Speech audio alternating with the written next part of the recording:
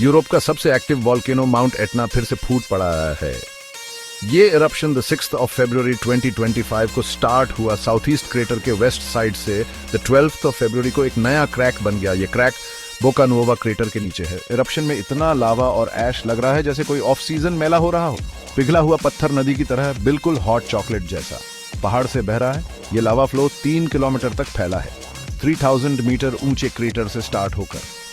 The 18th of February से eruption और भी तेज हो गया, लावा फ्लो भी और भी तेज हो गया, ऐश भी बहुत ज्यादा निकल रहा है। बहुत सारे लोग इस अमेजिंग इरप्शन को देखने आ रहे हैं। वोल्केनो के पास तक क्लाइम करके इरप्शन देख रहे हैं। माउंट एटना के टॉप से स्मोक निकल रहा है, बिल्कुल किसी बड़े अलाव जैसा। बोका नोवा क्रेटर से लावा बह रहा है। ये इरप्शन हमें नेचर की पावर का एहसास दिलाता है।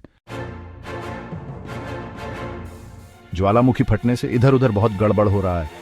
सिसिली द्वीप के आसपास हवाई जहाज उड़ नहीं पा रहे हैं। कटानिया एयरपोर्ट पर बहुत से हवाई जहाज लेट हो रहे हैं या कैंसिल हो रहे हैं। इटली के आपदा प्रबंधन वाले लोग ध्यान से सब देख रहे हैं। ज्वालामुखी फटने पर सबसे जरूरी है सुरक्षित रहना, इसलिए ज्वालामुखी के पास जाने से मना किया गया है। जहां से लावा बह रहा है वहां बिल्कुल मत जाना। सबको सावधान रहने के लिए कहा जा रहा है। ज्वालामुखी की राख सेहत के लिए अच्छी नहीं होती, इसलिए ध्यान रखें। जिन लोगों को सांस लेने में तकलीफ होती है उन्हें ज्यादा ध्यान रखना चाहिए। राख में सांस लेने से खांसी आ सकती है और सांस लेने में तकलीफ हो सकती है।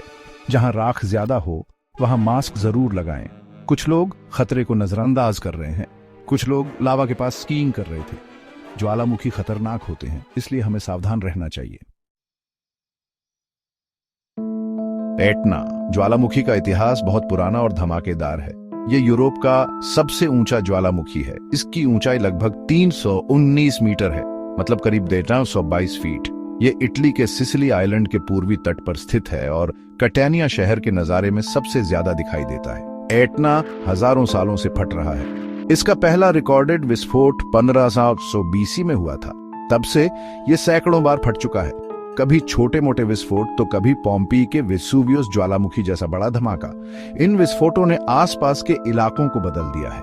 लावा बहने से उपजाऊ मिट्टी बन गई है, इसीलिए एटना के आसपास खेती बाड़ी बहुत होती है। यहाँ तक कि स्वादिष्ट वाइन के अंगूर भी इसी ज्वालामुखी की बदौलत उगते हैं। लेकिन ये विस्फोट लोगों के लिए हमेशा खतरनाक रहे हैं। एटना का इतिहास हमें याद दिलाता है कि हमारी धरती जिंदा है और धरती के अंदर कितनी ताकत छुपी है। गैप 3S एटना का फटना न सिर्फ लोकल एनवायरनमेंट पे बल्कि पूरी दुनिया के एनवायरनमेंट पे बहुत बड़ा इम्पैक्ट डालता है। जब एटना फटता है तो बहुत सारा राख, गैस और लावा हवा में फैल जाता है। इससे आसपास की जगहों की हवा खराब हो जाती है और लोगों की सेहत को नुकसान पहुंचता है। मानो साओ पाउलो के बूंदाबांदी वाले दिन में ज्वालामुखी की राख गिर रही हो। राख के बादल दूर दूर तक फैल जाते हैं, जिससे हवाई जहाजों की उड़ान और मौसम पर भी असर पड़ता है। जैसे चिल्ली में पुए हुए ज्वालामुखी के फटने पर राख दक्षिणी ब्राजील तक पहुंच गई थी। एटना का लावा जैसे कोई कुम्हार मिट्टी से आकार बनाता है, वैसे ही जमीन की शक्ल बदल देता है और नई जमीन बनाता है।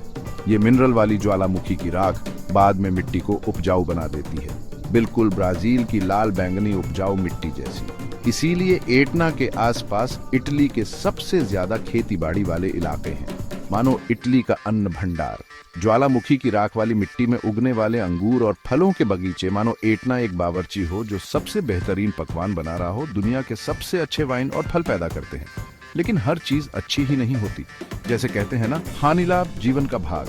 एटना का फटना किसी बेकाबू जंगल की आग की तरह आसपास के पेड़ पौधों और जानवरों को तबाह कर सकता है। जंगल और जानवरों के घर लावा और राख से बर्बाद हो सकते हैं। सोचो, अमेज़न के जंगल राख से ढक जाएं तो क्या होगा। ज्वालामुखी से निकलने वाला मटेरियल पानी को भी खराब कर सकता है, जो इंसानों और जानवरों दोनों के लिए खतरनाक है। जैसे पहले से ही गंदे टिएटे नदी में और राख मिल जाए। असल में एटना दुनिया के कार्बन साइकिल का भी हिस्सा है। एटना बहुत सारा कार्बन डाइऑक्साइड जैसी ग्रीन हाउस गैसें निकालता है। ये गैसें तो कुदरती हैं, लेकिन ये हवा में ग्रीन हाउस गैसों की मात्रा बढ़ा देती है, जिससे दुनिया भर के मौसम पर असर पड़ता है। मतलब एटना एक दोधारी तलवार है। इसके फटने से बर्बादी भी होती है और नई शुरुआत भी। यह हमें कुदरत के ताकत और एनवायरनमेंट के बीच के नाजुक रिश्ते की याद दिलाता है। चौथा अध्याय, जब पहाड़ दहाड़ता है। एटना पर्वत के प्रमुख विस्फोटों का इतिहास। एटना पर्वत ने इतिहास में अनगिनत बड़े विस्फोट देखे हैं। हर विस्फोट ने इस क्षेत्र के दृश्य और लोगों की यादों पर अपनी छाप छोड़ी है।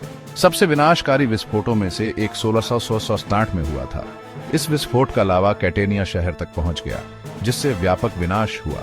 शहर का पुनर्निर्माण किया गया था, लेकिन आने वाली सदियों में इसे ज्वालामुखी के प्रकोप का फिर से सामना करना पड़ा। 1928 में एक और बड़ा विस्फोट हुआ। इस बार मस्काली गांव लावा प्रवाह से तबाह हो गया था।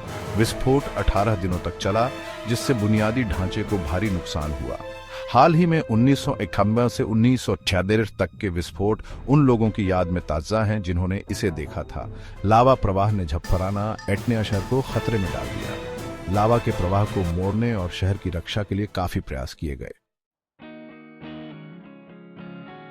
5वां अध्याय, विश्व धरोहर का वोल्केनो। विज्ञान और पर्यटकों के लिए एतना पहाड़ का आकर्षण। एतना पहाड़ की उनिक भौगोलिक महत्व और आश्चर्यजनक सुंदरता की वजह से ये यूनेस्को वर्ल्ड हेरिटेज लिस्ट में शामिल है। यह वोल्केनो वैज्ञानिकों के लिए एक नेचुरल लैबोरेटरी है और दुनिया भर के टूरिस्ट्स के लिए एक मैग्नेट। वोल्केनोलॉजिस्ट्स और जियोलॉजिस्ट्स एतना माउंटेन पर इकट्ठे होते हैं और इसके इरप्शन एक्टिविटीज का अध्ययन करते हैं। वोल्केनो की गतिविधियों की निगरानी करते हैं, उत्सर्जन का विश्लेषण करते हैं और लावा के घटकों की जांच करते हैं। उनका रिसर्च वोल्केनिक एक्टिविटीज की प्रक्रिया के बारे में वैल्यूएबल जानकारी देता है और इरप्शन प्रिडिक्शन मॉडल्स को बेहतर बनाने में मदद करता है। टूरिस्ट्स एतना पहाड़ के शानदार दृश्यों और सक्रिय वोल्केनो को देखने के थ्रिल से आकर्षित होते हैं। वो चोटी पर हाइकिंग करते हैं, लावा केव्स एक्सप्लोर करते हैं और पैनोरामिक व्यू का आनंद लेते हैं। सर्दियों में वोल्केनो की स्लोप्स पर स्कीइंग का मजा लिया जा सकता है। स्थानीय लोगों ने अपने बीच में इस आग उगलते विशाल के साथ रहना सीख लिया है। उन्होंने वोल्केनो की शक्ति और उसकी सीमाओं का समन करने के महत्व के लिए गंभीर सम्मान पैदा किया है। 6ठा भाग, धरती के राज खोलना। एटना पर्वत पर रिसर्च और निगरानी। एटना पर्वत दुनिया के सबसे ज्यादा देखे जाने वाले वोल्केनोज में से एक है। साइंटिस्ट नई टेक्नोलॉजी यूज करते हैं एटना के छोटे से छोटे कंपन और इरप्शन की आवाज सुनने के लिए।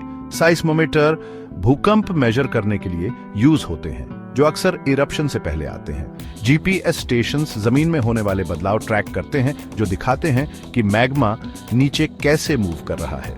गैस सेंसर्स वोल्केनो गैस के निकलने को मेजर करते हैं और वोल्केनो एक्टिविटी के बारे में क्लूज देते हैं। इन इंस्ट्रूमेंट से मिलने वाला डेटा मॉनिटरिंग स्टेशंस में साइंटिस्ट कॉन्स्टेंटली एनालाइज करते रहते हैं।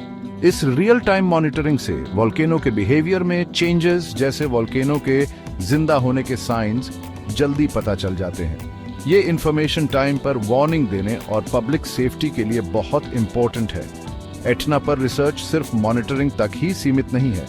जिस तरह साइंटिस्ट्स खेती और फैक्ट्रीज के एनवायरनमेंट पर इफेक्ट स्टडी करते हैं, वैसे ही वोल्केनो के एनवायरनमेंट पर इफेक्ट्स भी स्टडी करते हैं। वो वोल्केनिक ऐश के हवा, पानी और प्लांट्स पर इफेक्ट स्टडी करते हैं। तैयारी बहुत जरूरी है। रेगुलर इवैक्यूएशन ड्रिल्स जैसे एस्केप प्लान का रिहर्सल लोगों को इरप्शन के टाइम क्या करना है ये जानने में हेल्प करते हैं। एजुकेशनल प्रोग्राम्स कम्युनिटी को नेचर की पावर और उसका रिस्पेक्ट करना सिखाते हैं। दुनिया भर के रिसर्चर्स के कोलैबोरेशन से वोल्केनो इरप्शंस की समझ और तैयारी बेहतर होती है। एटना का ये बर्निंग एक्टिविटी हमें नेचर की पावर और सावधानी और रिस्पेक्ट की इंपॉर्टेंस याद दिलाता है।